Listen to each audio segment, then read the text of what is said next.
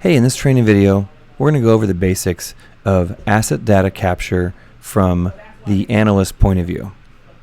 What I mean is, you need to know what work orders to create each month to assign to a team to allow you to track the asset data capture progress related to the PMs released that month. Of course, you're not going to create a new work order for each asset within a PM each month because some of those assets may have already had asset data capture done in the past. Our job is to differentiate between ones that have had asset data capture performed and ones that have not. So let's talk about the steps involved, and then we'll show you exactly how to do it. Step 1. Perform a search for a group's PMs that month. Step 2. Download that data from Maximo and create a single cell containing all of the asset IDs. Step 3. Perform a search in Maximo on those asset IDs to suss out which of those have had a work order created where an asset data capture job plan was associated with them. Step 4. Now we're going to download that list back to Excel and then cross-reference it against the original list to see what assets are left that have not had asset data capture performed on them. Step 5. At this point, you're almost home free. Now what we're going to do is create work orders for those assets that have not had asset data capture previously performed on them, and then associate the asset data capture job plan to them. Then we're going to assign the ownership of those new work orders to the group, print QR codes for the group, and then give those QR codes to the group's lead so that the lead can determine who will be the owner of each one of these individual work orders. Note, you need to do this right after the PMs have been generated in the beginning of the month to allow time for the group to perform these work orders. Okay, so that's the process in a nutshell. Now let's watch how it's done. First off, what we're going to do is we're going to go to work order tracking. We're going to do advanced search. We're going to limit our results to the work group. In this case, it's going to be P21 for HVAC. Now we're going to limit our search to PMs that have only been generated this month. We're going to go to the first of the month, and then we're going to go to the 31st of this month. Of course, today is the 9th, and so nothing will be generated beyond today, but we'll put the 31st anyway. Now we're only interested in PMs, so we need to go up to work type and choose just PM. Otherwise, we're going to get a lot of other work orders we're not interested in looking at.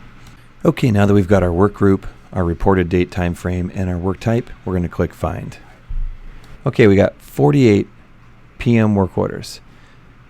But of those 48, there's not asset IDs for every one of these because some of these are routed work orders. Could be multiple assets.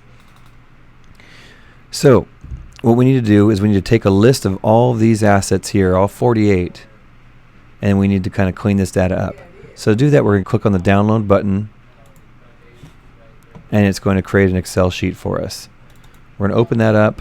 We're going to say that we trust this source, and then we're going to see this asset ID list right here, and we're going to copy that. Now I've already done this, so I'm going to now show you what I did with that data. I copied it, I pasted it, and when I pasted it, I said transpose. And so to transpose pasted data, all you do is you go to paste special and transpose, and it puts it horizontally rather than vertically. And since there's a large quantity of assets here, I want to avoid manual entry. I use this text join function where I put this terminology here and then horizontally select all of my assets I have in all these columns here. The reason we're doing this is because Maximo needs a single quotation and a comma in between each individual asset ID. That way, when we do a search on these asset IDs, it doesn't accidentally bring in other asset IDs with similar text, such as 1181 could also bring in asset ID 11812 or 11811 or 11181. Now that we've done that, we're going to copy that, and then we're going to strip all the formula from it and just paste the values. We just go to paste special and paste values.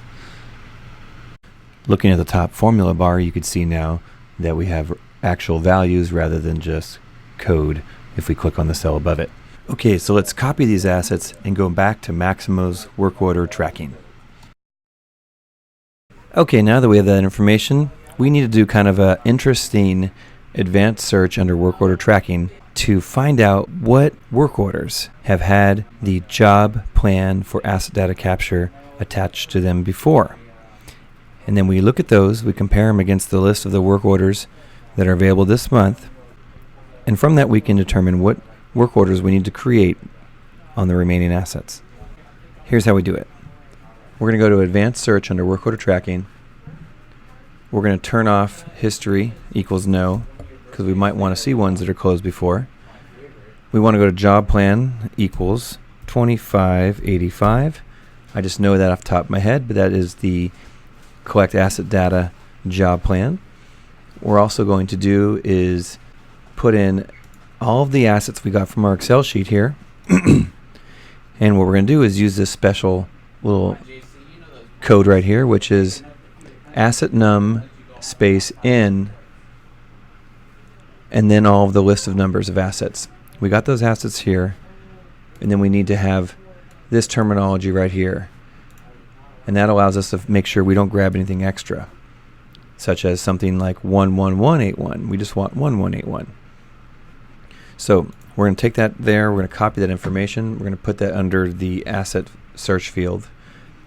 So now we've got the list of assets we're looking for, the job plan to narrow it down, the history to be turned off so we can see everything. Now we're going to go to find. And you can see there are 33. So what that means is there are 33 work orders that have previously been made with our job plan of completing asset data attached to them. So 33 is less than our quantity of numbers we had back here, which is 35. So that means we're going to have to do some Excel kind of comparison to find out what are those two other asset IDs. And once we identify those two assets, we're going to go to Maximo, open the assets individually. From the assets, create a work order and enter the description, put a priority 4 on it, go to the tab titled Work to find that work order, and then say Go to Work Order, which will pull in all the location ID. And then we're going to fill out the necessary fields so that this work order is in good standing. The first one is going to be classification. We're going to go to Classify and scroll down to Projects and tap on the blue Projects section because there's no specific project currently for asset data capture.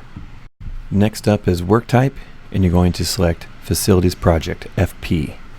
Now we're going to enter the work group. Currently it's the CSC. We need to change that to the HVAC team. If you don't remember their code, you can put in P2, push enter, and it'll show you the various trades. P21's the one we want. Then we're going to go to Owner Group. That one's grayed out. You can't adjust this here, so you have to go up to the top icon that looks like 3 little bubble people, and then select Person Groups. Click on the triangle next to the word Filtered, and then type in P21 in the open box on the left. Okay, on to the last step. We're going to add the job plan. You're going to go down to Job Plan here on the bottom underneath Job Details, and then you can type in Description, type in Asset, and you'll see that the only job plan for that is 2585, and you want to pick the active one. You can also just key in 2585. Either way, if you go this route, you need to make sure you say Return with Value, so that way 2585 is entered in the field under Job Details, Job Plan. At this point, you're going to save the work order, and that will do it. You've successfully created an asset data capture work order. From here, just keep an eye on the status and verify that the team is doing a quality job when it comes to capturing the attributes, taking photos, and writing up a lockout tagout. Okay, thanks for watching.